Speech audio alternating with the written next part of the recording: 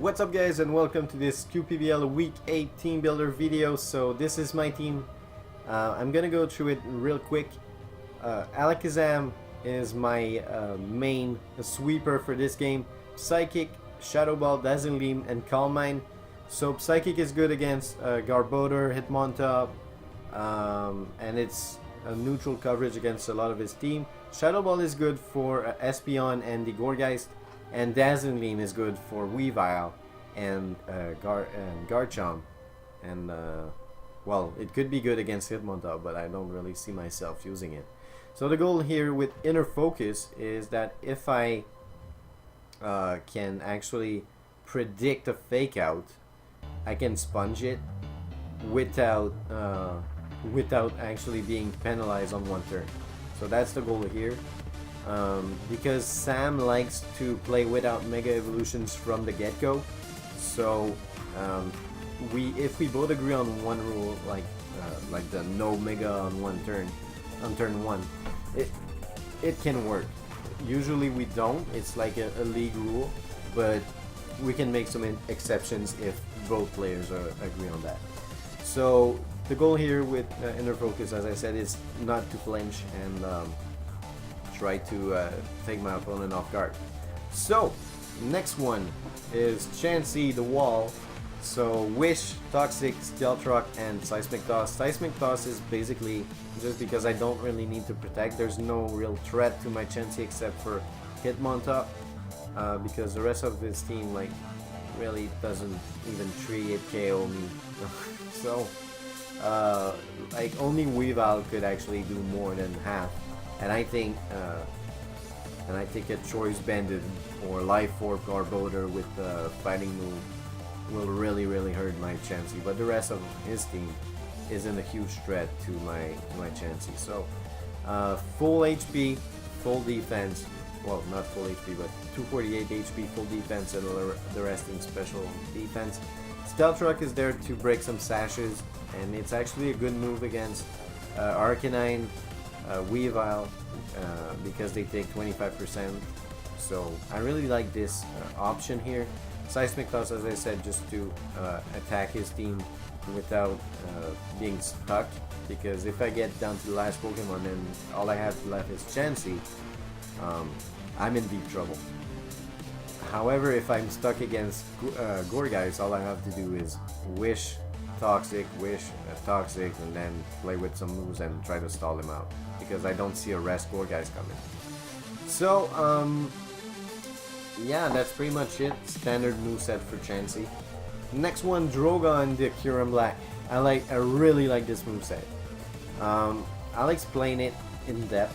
Ice Beam is for pretty much Garchomp and the Gourgeist. Flash Cannon is for the Sylveon and for the Weavile. So I thought there was something else. Oh no, sorry about that. Psychic is for the Hitmontop and for the Garbodor, and Earth Power is for also Garbodor. But I mean, if I am not already locked, I click any of these moves, and it's gonna do the same damage. It's like pretty much the same moves. Like Psychic, 90 base power, a 10% chance to lower by one stage in special defense. It's the same move. So yeah, my plan is pretty much simple. I wanna try to make sure that it's the fastest Pokemon left in the battle and then sweep. I have enough special defense investment to survive a Hyper Voice from a Pixelate defensive Sylveon. So I think it's kind of okay, because Flash Cannon doesn't OHKO, or actually has a very slight chance to OHKO even after Stealth Rocks. Actually, it cannot OHKO without having the Stealth Rocks. Pretty basic. Earth Power, as I said, it's a good move against Aggron because it ignores Filter. It's good against Rotom. It's good against Arcanine. So yeah, I think like Kyurem Black is made to be a special attacker, a physical attacker, but now I use it as a special attacker, and it's got a great move pool. So I think I can do well with this. Next one, Conkeldurr, Assault Vest, Guts, and Mag Punch, Knockoff, Drain Punch, and then Elemental Punch. I think I used that configuration like for all my battles, except 1 or 2. There's one that I actually brought Earthquake instead of Ice Punch, but for the rest it's pretty much all the same moves. And since week 2, I think I've always used Guts and Assault Vest. However, I really want to survive a Hyper Voice from a Sylveon, so I put even more in special defense. I took 100 points from my defense that I usually take, that I usually spend in defense, and I put that in special defense. And yeah, I think that's gonna be very good. Ice Punch is for the Garchomp. I know that I could use a Poison Jab for the Sylveon, but I think I have a lot more tools on my other Pokemon to take care of Sylveon than my Conkeldurr. So it was pretty much one or the other, and I decided to go for Ice Punch because it actually can hurt the Gourgeist too. Even if I want to go for, I would want to go for the knockoff before I go for the Ice Punch, but still, I think that's the optimal moveset. I might lose because of that, but if not, I mean it's fine. I'm ready to try some to pretty much wing it. Next one, Blobby. So Blobby, Giga Drain for the Rotom, Scald to try to burn one of his many physical attackers. You see like Garbodor, Kecleon, Hitmontop, Arcanine cannot be burned, but Gourgeist is more of a physical attacker, even if it's more of a like utility slash Cedar slash Sound slash weird Pokemon. Like, it's not a clearly physical attacker because it's got a lot of great physical moves, but it doesn't have the greatest physical attack stats. So and the move pool is kind of limited. So Shadow Ball is gonna be good also for the Gourgeist. It's gonna be good for Espeon. So I think this moveset is very good. Curse Body to try to disable one of his moves, and Recover to just stall. If I can get like down to his last physical attackers and I am able to burn them, then I can pretty much stall with Recover and win this way. So it's a little cheap, but I don't want to use Will-O-Wisp on Jellicent because he's gonna be able to bounce it back with the Espeon. I don't have a healer on my team. That's the other thing, by the way. If I use Toxic with Chansey and he sends out the Espeon, I can deal with that. But I'm gonna avoid using Stealth Rock if his Espeon is still alive, just for obvious reasons. So yeah, I think I'm well equipped for this battle with my Jellicent. He can do a lot of things. Like he doesn't have a specific mission, but it's the basic moveset with a lot of defense, a lot of HP, and a bit of special attack just to boost that low base 85. It's not that great. So I put a little more because it can like be a difference between a 4-hit KO or 5-hit KO or something like that. So I really like that moveset. I don't want to use too many status moves that can be bounced back. So yeah, I think that's the optimal situation with Jellicent. So yeah. Next one is my Drapion with Black Sludge Battle Armor. I don't want to get critted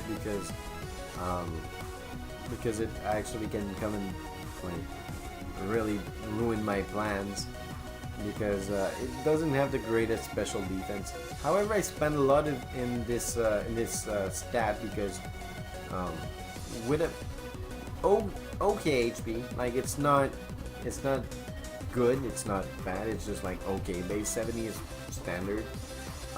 With a boost in HP and a boost in special defense, I can do a lot of work because I don't see anything on his team that can have like a Earth Power, and that is pretty much the only super effective move on the special side. Well, any ground type move on the special side will hurt Drapion a lot. But he's got a very, very good physical defense, so I think I can pretty much sacrifice a little bit of that stat I would put in defense to put more in special defense, because it's got Rotom with Hydro Pump, it's got Hyper Voice on Sylveon, it has the what was I about to say? Draco Meteor, that I think is very likely to come on the guard jump. So I gotta be careful. So I put a little bit more special defense, and it's already got a very high base defense, so I don't really need to max it out.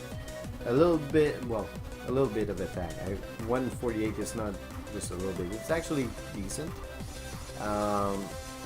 So yeah, I put knockoff just to remove an item, standard. The toxic spikes is hopefully to catch him off guard without him sending the Espeon. However, if he bounces back the toxic spikes, it's not too bad. And I'll explain that because I can just switch out to Chansey, which is gonna get poisoned, but it has natural crit, and I switch back out to Drapion, and it will remove the toxic spikes. The other thing is that if I get my toxic spikes bounce back on my side, it boosts my Conkeldurr. So it's kind of a win-win situation. I will lose some HP faster, but I will hurt him extremely hard. Like, it's double attack. So a poison Conkeldurr is a dangerous Conkeldurr. So that's pretty much it for this week, and I'm sorry I haven't been active lately. I'm really am sorry. I've been working like crazy hours in the last month because of my new job, and I really hope that I will be able to spend a little more time in the next weeks for the streaming, for the league, and all that stuff. So I'm very sorry if you guys are disappointed by the small amount of time I put on YouTube and Twitch, but I promise that I will make some efforts to make that better. So thank you guys very much for watching. Please leave a like, comment, subscribe, follow me on Twitter and on Twitch. Also, if you guys want to see all my QPBL content, there's going to be a link for that in the description and on my YouTube channel front page. Also, don't forget to answer the question of the day. My question is, when did you start competitive battling? And I mean, not in which year, whatever, which generation was your first competitive game? So for me, it was on Showdown during Gen 5. Well, on Simulator, it wasn't Showdown. It was like Pokemon. Sorry, Pokemon Online, because I didn't know about Showdown at the time.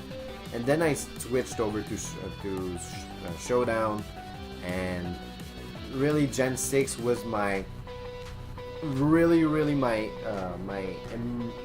that's where I emerged as a competitive battler. So I would like to know, when did you guys start competitive battling? In the comment section below. So I will see you all in the next video. Peace!